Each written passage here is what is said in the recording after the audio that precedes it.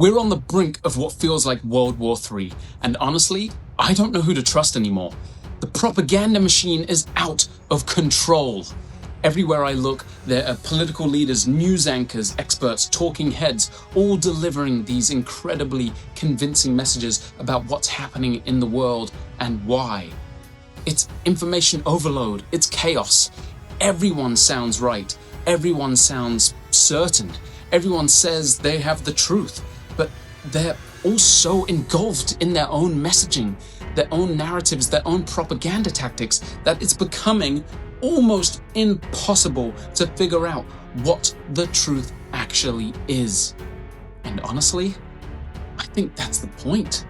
Distortion, chaos, and I'm terrified that millions of people are forming their opinions, their beliefs, even their hatred based on propaganda techniques designed to bend the truth and shape what we think.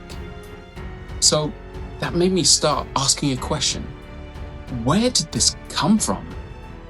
How did propaganda become so powerful? Well, it turns out modern propaganda, the techniques used today by governments, corporations, political movements, social media, and marketing, can actually be tracked back to one man. This man, Edward Bernays.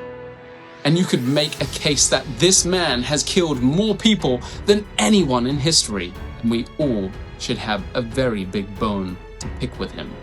Because he convinced women to smoke and subsequently gave my grandmother and millions of other women lung cancer. He was also the reason why the Nazi propaganda machine was so effective, as well as the reason why Brexit happened, and the reason why social media is the downfall of our civilization. And once you understand what he figured out about human psychology, you start to realize something uncomfortable. A lot of what we think are our own opinions might not actually be ours. And you're not going to believe who this man actually was. Let's go. So, Edward Bernays was born in Austria, Vienna in 1891. He grew up in a world that was obsessed with the mind. But here's the detail that actually changes everything. He was the double nephew of Sigmund Freud. Yes, Sigmund Freud. His mother was Freud's sister. His father was the brother of Freud's wife. So Bernays wasn't just related to the father of psychoanalysis, he was steeped in it.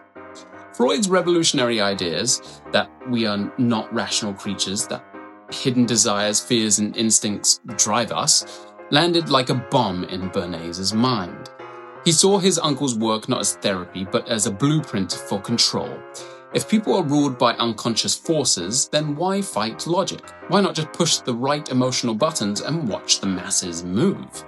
Bernays called this engineering consent, a phrase he used in his book very proudly in 1928 called propaganda.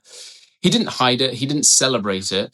He said outright, in a democracy, the masses need to be guided by an invisible government of smart influencers who understand psychology, and that's powerful. And he didn't just theorize, he built the machine. And the machine started with a campaign that completely changed culture. So let's talk about the one that kind of hits me the hardest, and it's the Torches of Freedom campaign in 1929.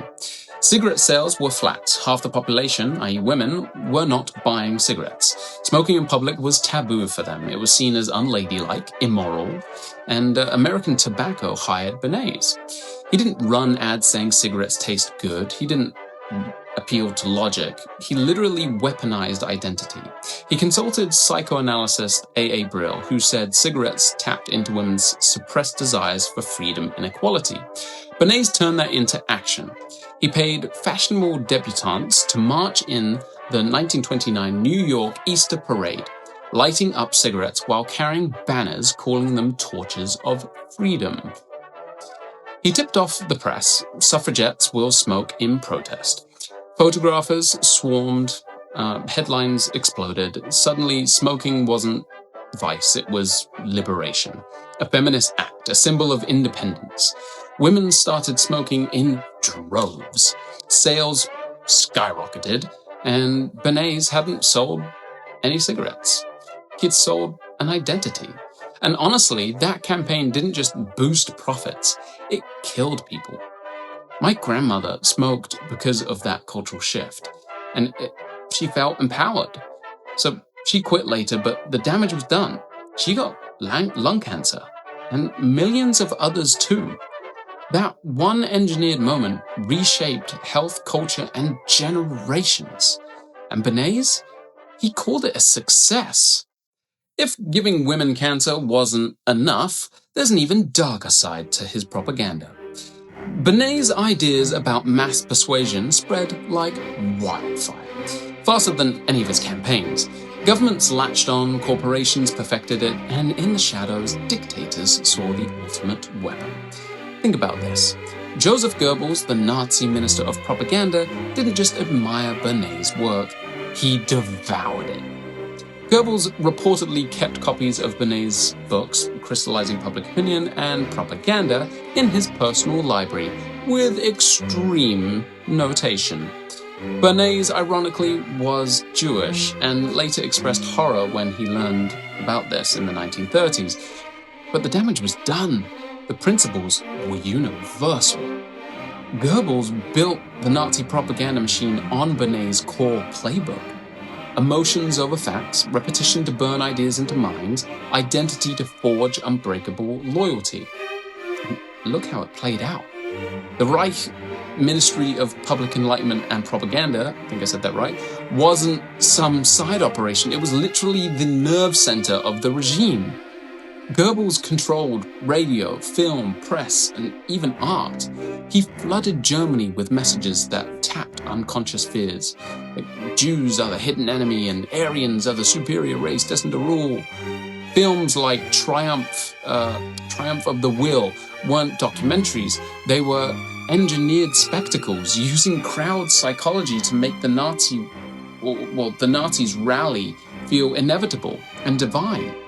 Radio broadcasts hammered home the big lie technique. Repeat falsehoods so boldly and often that they become truth in the public mind. Bernays had shown how to manipulate desires for consumer goods. Goebbels twisted it into a manufactured hatred and consent for genocide on Bernays' own people. By 1939, the machine was so effective that millions marched into war, not out of logic, but out of a manipulated sense of destiny and fear. The Holocaust didn't happen in a vacuum. It was propped up by a propaganda storm that dehumanized victims and glorified killers. And honestly, it chills me to the bone. Bernays unlocked the door to the unconscious mind, and monsters like Goebbels walked right through and used it against him. His tools weren't meant for evil, but they were neutral. And that's what makes them so dangerous. They work on anyone for any cause. So let's fast forward to today. And Bernays' fingerprints are everywhere, stained deeper than ever, actually. Take a decade ago, Brexit. In my view, it's the first massive online propaganda event that showed how Bernays' ideas could explode in the digital age, tipping the scales and unleashing the chaos we're drowning in now.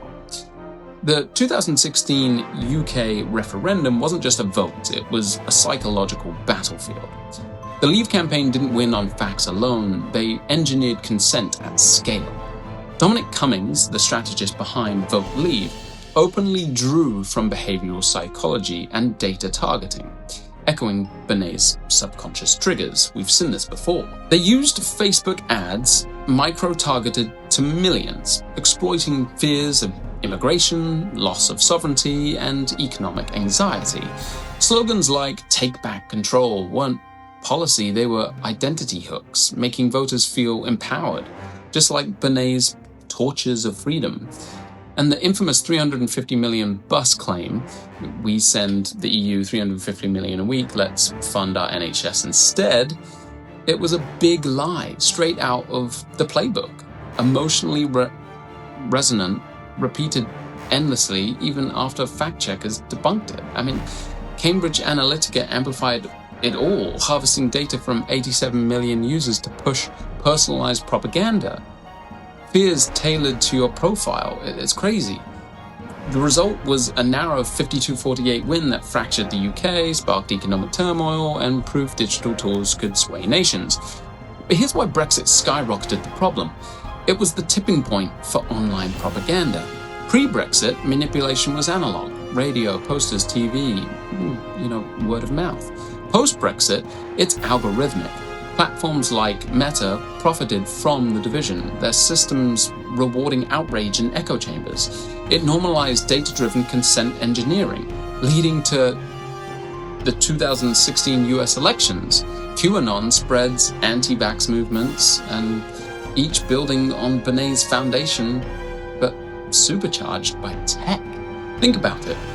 Brexit showed that with enough emotional nudges online, you can rewrite reality for millions.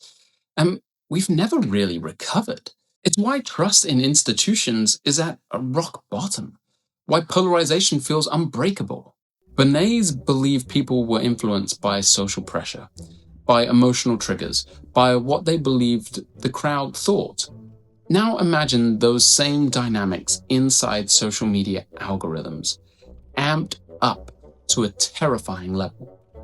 Algorithms that amplify outrage, algorithms that reward emotional engagement, algorithms that constantly show us information designed to reinforce our beliefs.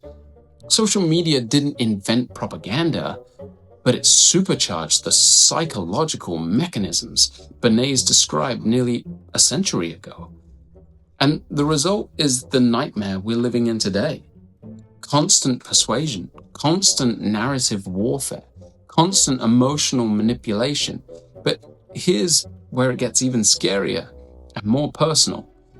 It's not just governments and corporations anymore. Now, every individual, every small business, even kids are wielding these unconscious mind tricks. They're using them against us and getting used by them in return.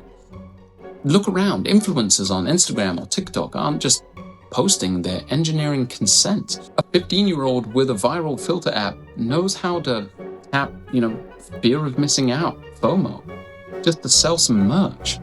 Small businesses run Facebook ads that prey on insecurities. Don't be left behind, buy me now. It's Bernays democratized. It's crazy.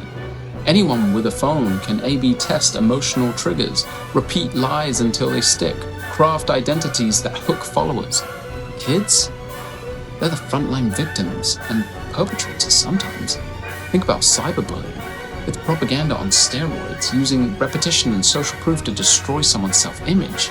Or deep fakes, teens swapping faces in videos to spread rumors, manipulating reality without a second thought. It's horrible. The platforms enable it. Algorithms push divisive content because it keeps eyes glued and dopamine flowing. But the cost? Skyrocketing anxiety, depression, division. We're all players in Bernays' game now, pushing buttons unconsciously, getting our buttons pushed unconsciously. Honestly, it infuriates me. We've turned society into a giant psychological experiment where truth loses to whatever feels right in the moment. And kids, they're growing up thinking this is normal, manipulating and being manipulated just as easy as breathing.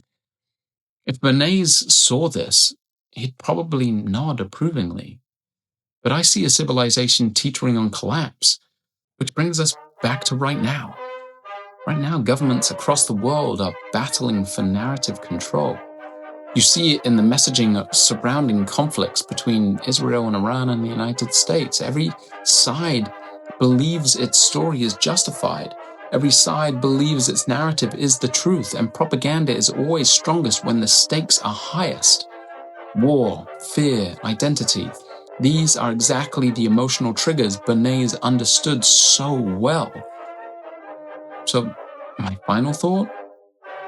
Edward Bernays died in 1995 at 103 years old, which is quite remarkable. He outlived his critics, his clients, and most of the world he helped reshape. But the system he built, it's alive and thriving. It's in your feed, in your news, in your opinions. And the scariest part, most of us still think we're thinking for ourselves. So here's my challenge to you, and to me. Question harder. Step back from the noise. Resist the emotional pull. Because if we don't, we're just another generation engineered to consent by Bernays. And honestly, I'm done with that. We all live on the same planet.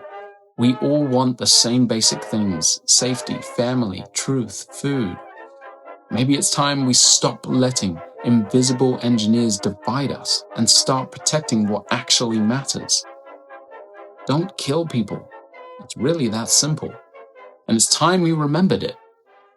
So, thanks for watching. I know this was an emotional one, but this is hidden power.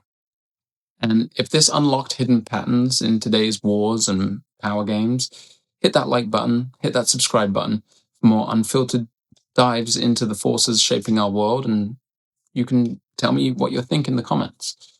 What's one narrative you've caught yourself believing lately? Let's call it out together. See you next time. But probably a little bit more positive.